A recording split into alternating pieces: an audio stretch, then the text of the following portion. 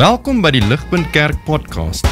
As Ligpunt Gemeente is dit ons begeerte om God te verheerlik deur disippels te wees wat disippels maak en 'n kerk te wees wat kerke plant. Geniet hierdie week se preek. Ons lewe in 'n era wat die mediese deskundiges sal buite noem the age of anxiety. Ek weet nie of jy dit al gehoor het nie, maar baie ouens verwys na ons era as die era van angstigheid.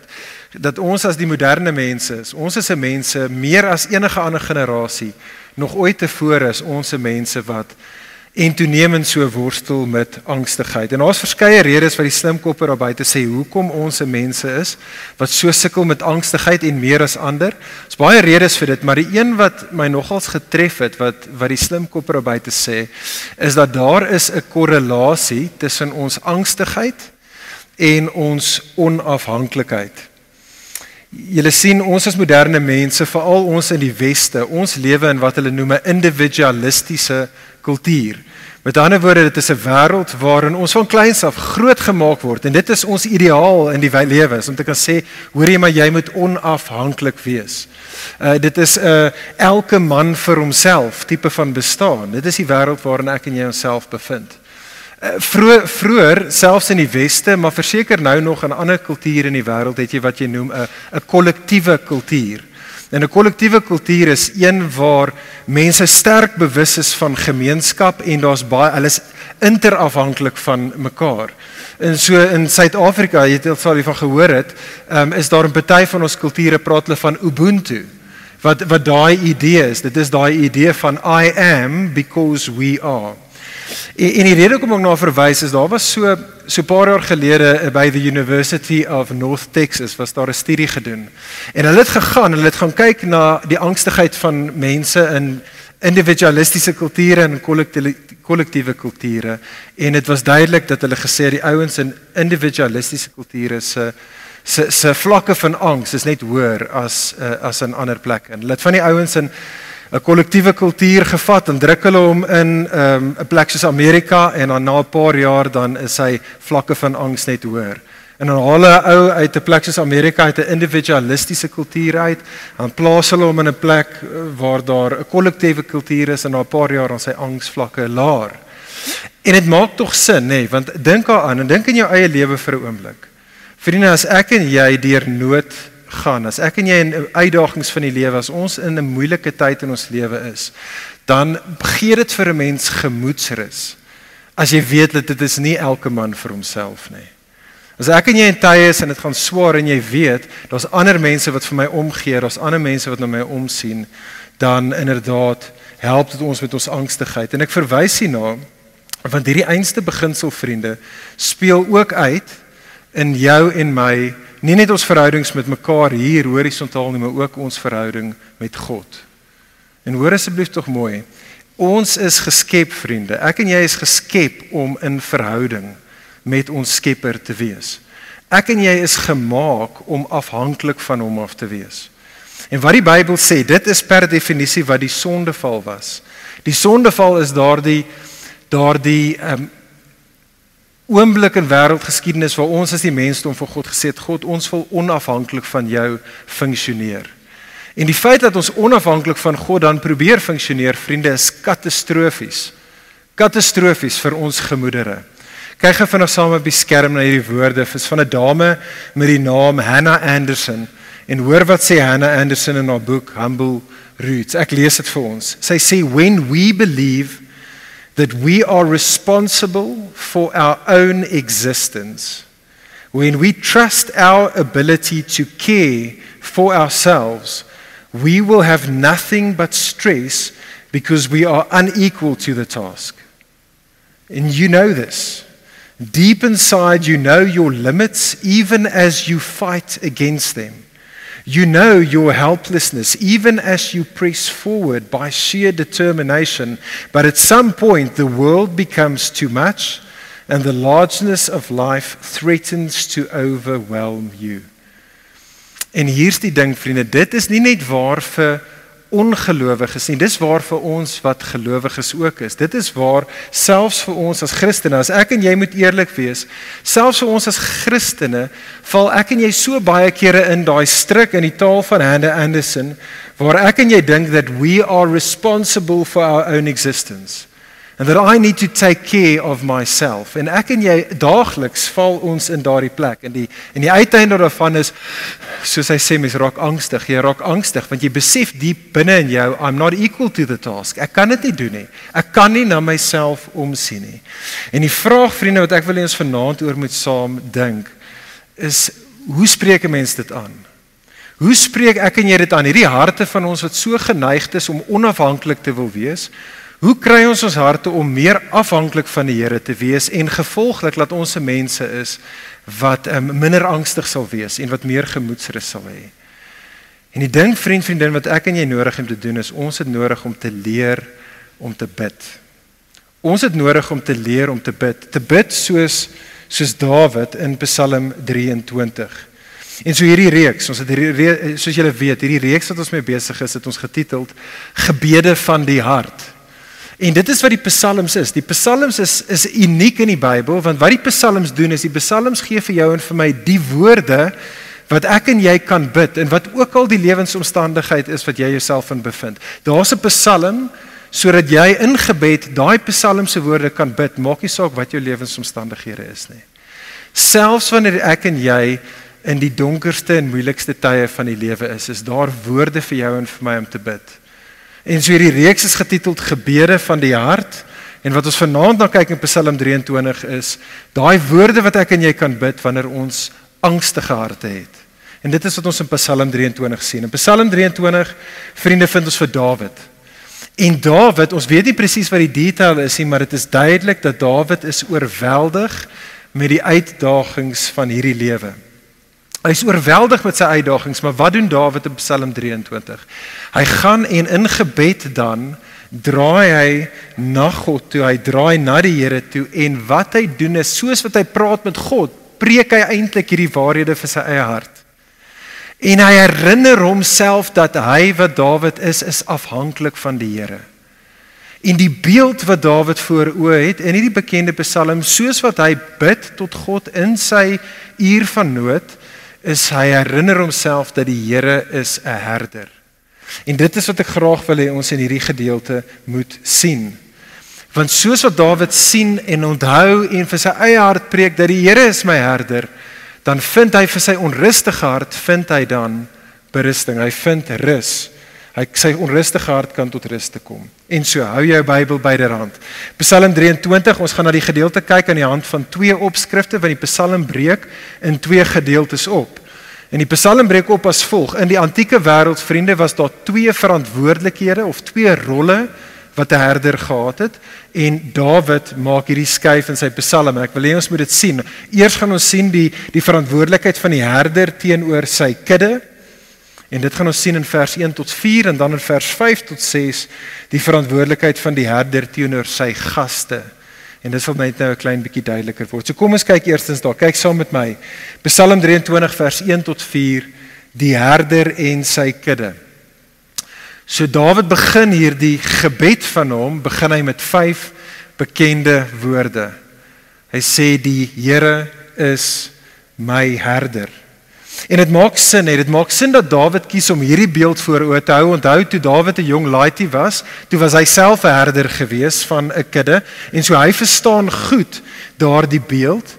Maar die eintlike rede hoekom Dawid hierdie beeld voor oë hou, en ons het dit net nou gesien in Psalm 100 wat ons gelees het, is dat reg deur die Ou Testament is hierdie een van die primêre beelde wat God gebruik om sy verhouding met sy mense te beskryf. God beskryf sy verhouding met Israel asof hulle die kudde is en hy is hulle herder.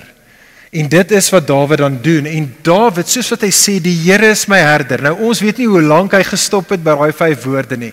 Maar Dawid is biddend besig om te mediteer op daai prentjie en alles wat dit beteken. Dat hy is deel van die kudde van God wie sy herder is. En Dawid mediteer op dit. En soos hy mediteer op dit in vers 1 tot 4 is daar 2 as dit ware pennies wat drop by Dawid. Daar's twee gewaarwordinge wat Dawid het, en hy preek dit dan vir sy eie hart. Sien jy die eerste ene daarso, is ook in vers 1. Die eerste ding wat Dawid sê is, omdat die Here my herde is, hier is die eerste ding, niks sal my ontbreek nie. Letterlik, ek sal niks kort kom nie. Hoekom nie? Kyk op vers 2 en vers 3, want die Here wat my herder is, sal voorsien, want dis wat herders doen. Herders voorsien aan hulle kudde. Dit is hy, sê Dawid, kyk op vers 2, dit is hy wat my in groen weivelde neerlê. Dit is hy wat my na waters van rus toe lei. Met ander woorde, hy is die een wat fisies na my behoeftes sal omsien, maar ook nie net fisies nie. Hy is die een vers 3 wat my siel sal verkoop. Die Here is die een, sê Dawid, wat vir alles in my lewe krediet kry, want dit is ook nie net hy wat, wanneer ek by groen weivelde en by waters van rus, is die een wat dit voorsien het nie, maar sien jy daar in vers 3, dit is selfs die Here wat my gekry het tot by daai dinge. Dit is hy wat my paaie rig, dit is hy wat my rig op paaie van geregtigheid. Hy doen dit alles, sê Dawid, om sy naam ontwil. Met ander woorde, uiteindelik doen die herder dit vir homself. Hoekom? Want die kudde behoort aan die herder. En so hy's besorgd oor dit wat aan hom behoort, en so hy sien om, en hy voorsien aan hulle. Maar daar's 'n tweede penny wat hierso drop by Dawid, soos wat hy aan die Here dink as die herder van sy kudde. Sien jy dit daarso in vers 4? Vers 4, dis nie net dat die Here sal, dat hy sal niks kort kom nie, want die Here voorsien aan hom nie, maar dan tweede is, dan sê hy, ek hoef nie te vrees nie. Ek hoef nie te vrees nie. Vers 4, al gaan ek ook in 'n dal van doodskade wees, ek sal geen onheil vrees nie. Nou die dal van doodskade wees, die prentjie, hou die prentjie in jou gedagtes, nê. Imagine hierdie herder saam met sy kudde, en dan is daar plekke, en daar's so 'n dal wat donker en skerry is waar die skape op is. En dit is in daai plek waar die wolwe uit die bos uit kan spring, en waar daar 'n moontlike rower kan wees wat kan kom en skape wil kom steel, of waar daar bosluise is en hulle kan siektes kry, en daar's 'n kraans waar jy kan afval, en die wind en die reën en die haal is daar. Dawid sê in hierdie Psalm, dit maak nie saak wat die onheil is wat my tref nie, sê Dawid. Dit maak nie saak wat daai onheil is wat my mag oorval nie, of dit in my lewe is, sê Dawid, of dit siekte, of swaar kry, of teëspoed, of teëstand, of dit my eie sonde is, of iemand anders se sonde is, en of dit die duiwel is wat my aanval. Dawid sê, maak nie saak wat die onheil is nie, ek sal nie vrees nie. Hoekom sal hy nie vrees nie? Wel, want, onthou hy te herder, en hy sê vers 4 daar, U is met my. Die herder is met my. Jy sien as die skape daar so gaan op daai paadjies, selfs deur die dal van doodskade wees, is die herder altyd saam met die skape. En so Dawid weet, die Here is met my, en omdat hy saam met my is, gaan hy vir my beklei. Hy gaan my veilig hou. Sien jy dit daar so vers 4, hy sê, U stok en U staf vertroos my. Nou die stok en die staf is nie twee verskillende instrumente wat hierdie herder het nie, dis een en dieselfde ding. Maar daai ding is 'n stok waarmee hy die wolwe weghou, so hy hou die kwaad weg van sy kudde af, maar dit is ook die staf, die ding met die hak, wat hy sy skape kan nader trek, as hulle simpel is en hulle wil by kraanse afgaan, dan is dit die Here wat so klein bietjie aan hulle ruk en hulle pluk, om hulle veilig te hou, so hy hou die kwaad van hulle af, en hy hou hulle vanaf die kwaad af, en dit is wat die Here doen, en dit is wat Dawid verstaan, dit is hierdie prentjie wat hy het, onthou hy bid, en hy is besig in die midde van sy omstandighede om te sê, ek gaan okay wees. Die Here is my herder, en so, daar's niks wat ek actually kort nie, hy kyk na my, hy voorsien, en selfs in die moeilikste van tye hoef ek nie te vrees nie, want hy is die een wat my gaan veilig hou. Ek het twee dogtertjies, tweelingdogtertjies, hulle is nou 11, hulle is verseker baie slimmer as hulle pa, en hulle het my so ruk terug toe herinner hulle my aan Afrikaans, dis ek ook waar van Engels, maar toe herinner hulle my aan sinsontleding. Onthou julle dit van skool af? Onthou jy grammatika? Jy het, sê my dogter, so ek hoop hulle is reg, jy het in enige sin 'n onderwerp in 'n gesegde en jy het 'n voorwerp, né? Die onderwerp is die doener van die aksie in daardie sin. Hy is die persoon of sy is die persoon wat die aksie doen. Die gesegde is die aksie wat gedoen word en die voorwerp Die voorwerp is die een wat aan die ontvangkant staan van die ding wat gedoen word.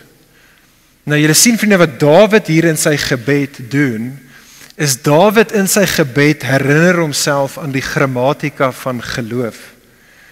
Dawid herinner homself dat in die storie wat sy lewe is hy nie die onderwerp nie. Hy is die voorwerp. Die Here is die een wat al die werk doen. Het jy dit opgetel? Het jy die klem gesien? Kyk weer saam met my na die teks. Vers 1 tot 4.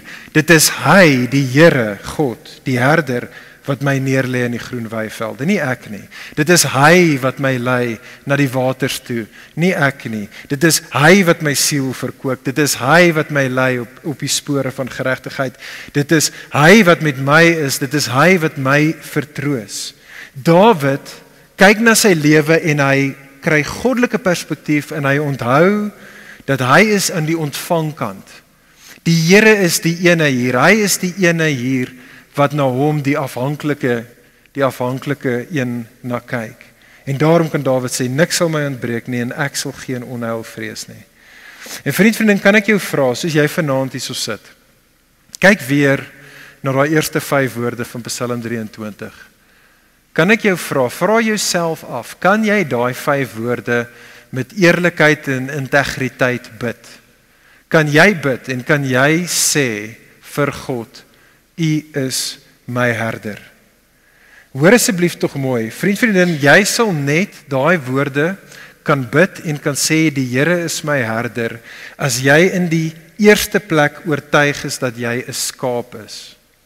En ek en jy het nodig om daar te begin. Jy sien die ding met skape is dat skape is nie baie slim nie.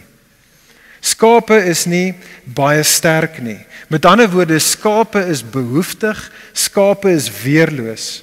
Maar vriende, die grootste probleem met skape is dat skape is eiewys. Skape wil altyd hulle eie kop volg. Hulle wil onafhanklik wees. En so daar vir daai rede, baie bekende teksgedeelte in Jesaja 53 vers 6. Dan sê die profeet Jesaja, hy sê, we all like sheep have gone astray. We have turned everyone to his own way. Vriendin, kan ek jou vra, is dit jy? Is dit jy? Het jy al op daai plek in jou lewe gekom waar jy tot die einde van jouself kom? Het jy al op 'n plek in jou lewe gekom waar jy diep oortuig is dat soos 'n skaap is jy totaal en al behoeftig. Jy is weerloos. Jy kan nie na jouself omsien nie. Jy kan nie jouself veilig hou nie.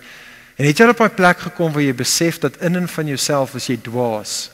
Jy weet nie hoe om die goeie lewe te lei nie.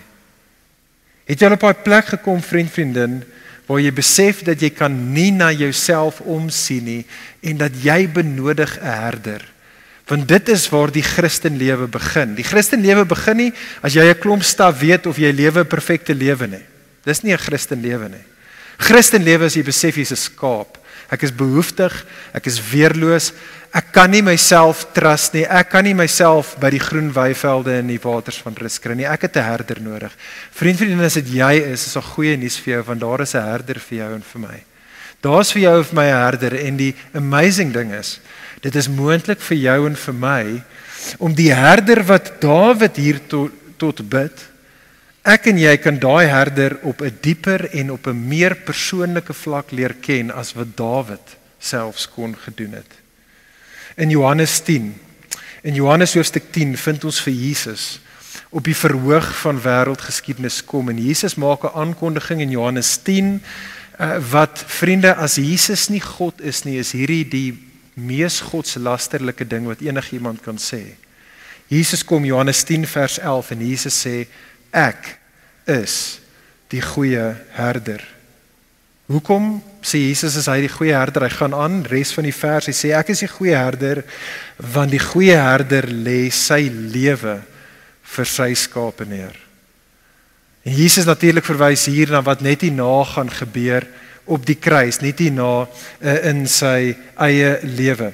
In daai einste vers wat ek net vir ons gelees het, Jesaja 53 vers 6, is daai gedeelte in Jesaja 53 is 'n baie bekende gedeelte in die Ou Testament. wat bekend staan as hierdie gedeelte wat gaan oor die diensknegt van die Here.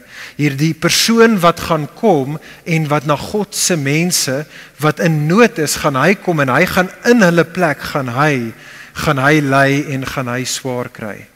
En hoe daai eerste vers verder gelees het, Jesaja 53 vers 6, daai vers het gelees, we all like sheep have gone astray, we have turned everyone to his own way, maar dan gaan Jesaja aan en hy sê, and the Lord has laid on him, op die diensknegt, and the Lord has laid on him the inequity, the sins of us all.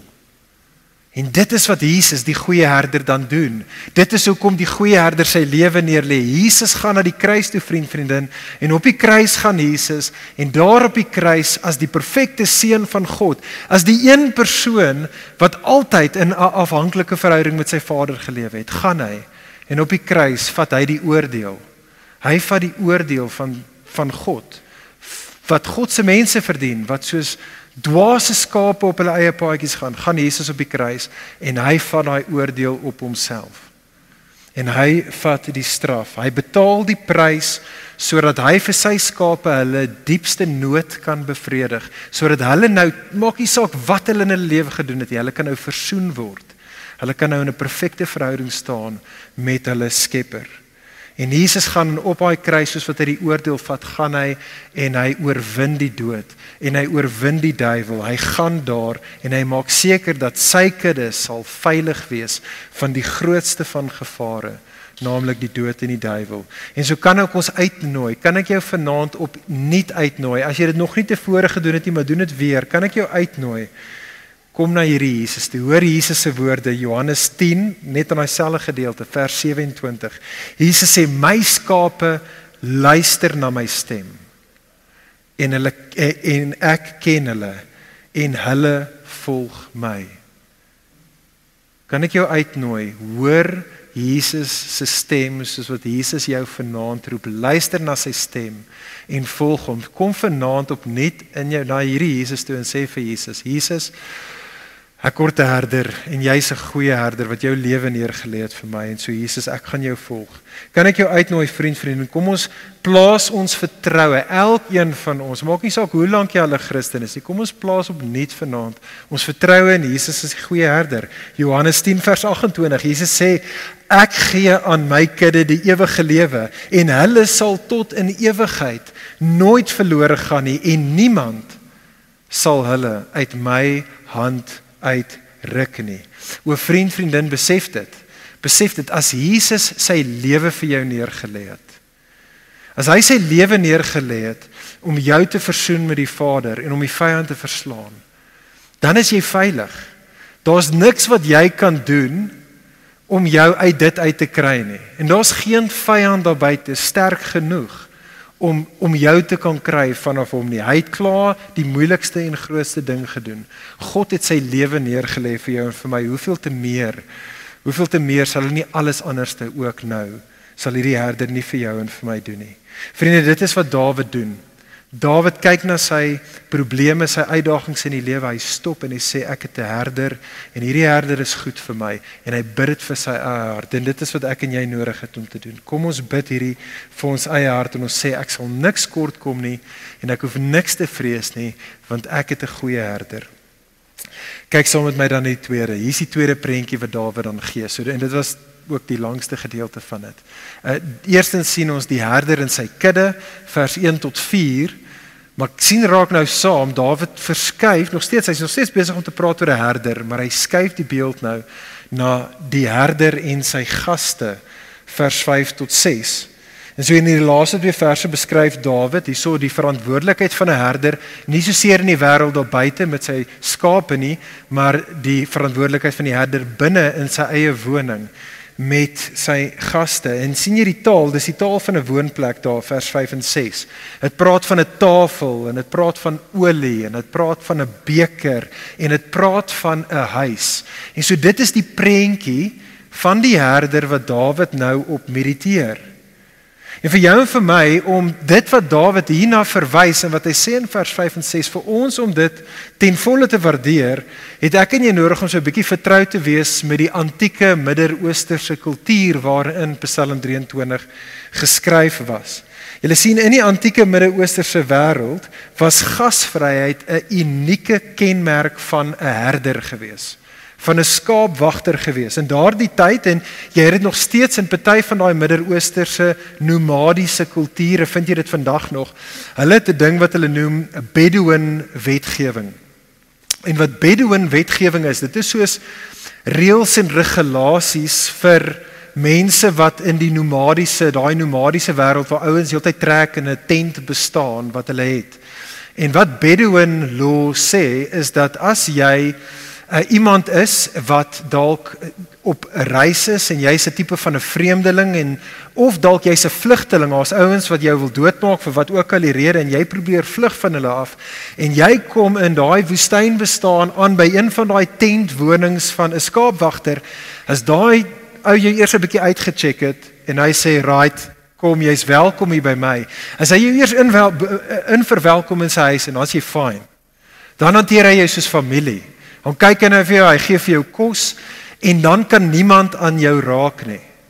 Die naaste ding, die prentjie wat ek in my kop, dis amper soos het jy daai movies gesien. Jy het altyd hierdie flieks waar is een of van 'n fugitive van hy hardloop weg van nou as wat hom wil doodmaak en dan hardloop hy en die laaste ding wat hy kan doen is hy gaan by 'n ambassade in en dan maak die hek so oop en dan glip hy net so in en dan maak die hek weer toe. En as hy eers al binne is, dan sê hy okay. Dan sê hy okay daar. So in 'n mate daar in daai ambassade, selfs die reëls van die land daar buite geld nie, hier het hulle eie stelsel en daar binne onder die dak van die ambassade is daai ou veilig en hy het kos en hy het slaapplek en daar is hy welkom. En dis amper die prentjie wat Dawid vooroe, dit is die prentjie van die herder. Dit is die prent. Dawid in vers 5 tot 6 vriende, wat hy sê daar, soos wat hy met God in gebed praat, is Dawid sê, ek is gereeld in hierdie wêreld en in my lewe, sê Dawid, is ek 'n vreemdeling. Ek is gereeld in my lewe as ek 'n vlugteling in hierdie wêreld. Ek word gereeld verwerp, ek is gereeld vervolg. Soveel kere voel ek wat Dawid is alleen en ek is behoeftig, maar die Here is my herder. Hy is die een wat my verwelkom. Hy is die een wat homself oor my ontferm. Hy is die een wat my ingenooi het. Ten spyte van wat ander se opinie is van my, hy het my gekies vir gemeenskap met hom en hier kan ek die goeie lewe hê. Kyk al vers 5. Hy sê, U berei die tafel vir my voor in die aangesig van my teenstanders. Hier by U is ek goed genoeg. Vers 5, U maak my hoof vet met olie. Met ander woorde, die Here, dit is asof die herder hom seën en sê, luister, ek like jou. Jy's nou deel van my familie. En Dawid sê, dit is die Here as my herder wat my oorvloedig seën hier binne in sy woning. Kyk al vers 5, my beker loop oor. En vriende, hoe bemoedigend is dit nie? Ek weet nie van julle nie, maar ek vind hierdie prentjie onsaglik bemoedigend vir myself. Ek dink een van die groot redes, hoekom op die beste van tye, ek en jy, hoekom ons so angstig is, hoekom ek en jy so swaar belas is in hierdie lewe op die beste van tye is, want ek en jy is pynvol bewus van die feit, dat ons is outsiders. Op die beste van tye weet ek en jy dat ons is vreemdelinge en ons is vlugtelinge. Dit voel vir ons asof niemand anders te ons verstaan nie. Dit voel vir ons asof ons altyd uitgesluit word tot wie ook al die ingroepie is.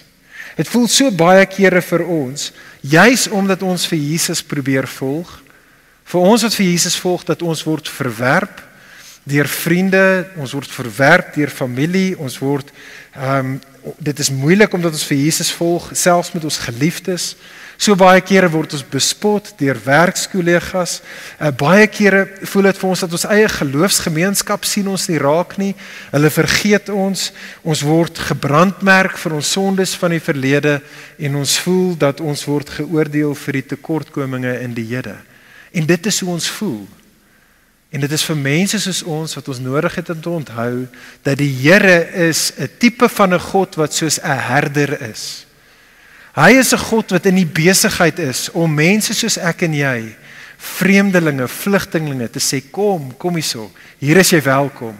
Kom hier na my toe, hier, ek sal jou aanvaar. By my is daar veilige beskutting en gemeenskap vir jou. By my sal jy voorspoed geniet. Vriende, dit is die tipe van God wat die ware God is. Die ware God is soos 'n herder. Dit is wat hy doen. Kan ek jou uitnooi? Hoor dit en glo dit en bid dit dan. Bid dit vir jou eie hart, wees soos Dawid, preek hierdie vir jou eie hart en sê, Here, omdat U my herder is, omdat U die een is wat my verwelkom en verhef, vers 6, net goedheid en net guns sal my volg al die dae van my lewe. En ek sal vir alle ewigheid, sal ek in U huis wees. Want U het my reeds verwelkom. Dit is my realiteit. Here, ek voel dit nie, ek sukkel om dit te glo, maar Here, ek gaan dit vir my eie hart bid. Ek gaan dit bid vir U en ek gaan dit vir my eie hart preek. En so vriende, ek wil eintlik daarmee afsluit. Ek wil afsluit met iets wat ek met my kinders, ek het dit vir my kinders gedoen en ek wil ons daarmee los. Ek wil hê ons moet hierdie Psalm regtig huis toe vat. En dit gaan ook so klein bietjie cheesy wees, maar hey, ons is nou hier. En so altyd tyd om cheesy te wees. Ek wil hê ons moet probeer Psalm 23 onthou deur 'n baie eenvoudige ding. Soos ek sê, ek het hierdie met my kinders gedoen. So vat jou hand, okay? As jy wil, kan jy hom nou wel uitsit, maar kyk net so, as jy bang is om jou hand, kyk net na jou hand. Kyk net, sit jou palm na jou toe. Hierdie is hoe ek vir my kinders probeer kry het om Psalm 23 te onthou. Op die einde van die dag doen ek dit vir myself. Ek weet nie of hulle dit doen nie, maar ek doen dit nou. En dan kyk jy na jou hand en dan sê jy, ek het 5 vingers. Amazing. 5 woorde. Die Here is my herder. Dan kyk jy na jou ringvinger. Of jy nou 'n ring op hom het of nie, is nog steeds jou ringvinger. Dan kyk jy na jou ringvinger en dan onthou jy, die Here is my herder. Hy's my herder. Omdat ek in Jesus glo, is ek in 'n verbondsverhouding met hom. En so kyk na my hand en ek onthou, ek het 'n herder en hy is my herder. En dan kyk jy na daai Psalm en die 4 gewaarwordinge, die 4 dinge wat Dawid sê, wat waar is vir hom, omdat die Here sy herder is. Hy sê, ek sal niks kort kom nie. Ek hoef niks te vrees nie. Net goedheid en guns sal my altyd volg. En ek sal vir ewig in sy huis wees. En dan sien jy die duim, dan sê jy sharp. Alles gaan oukei wees. Alles gaan oukei wees, want ek het 'n herder. Die Here is my herder. Vriende, alles gaan oukei wees vir ons. Maak nie saak wat in jou lewe aangaan nie. Alles gaan oukei wees vir ons, want die Here is ons herder. Kom ons bid saam.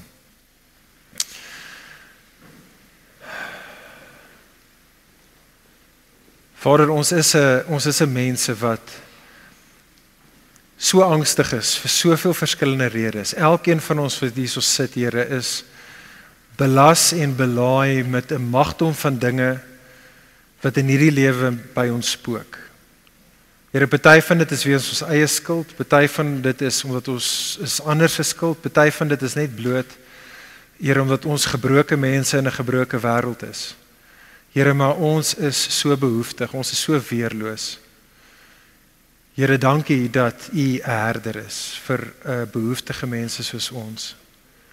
En so, Here, ek bid dat elkeen van ons wat hier vanaand is, nie net vanaand nie, maar toenemend soos ons hier uitgaan, sal onthou dat U ons herder is.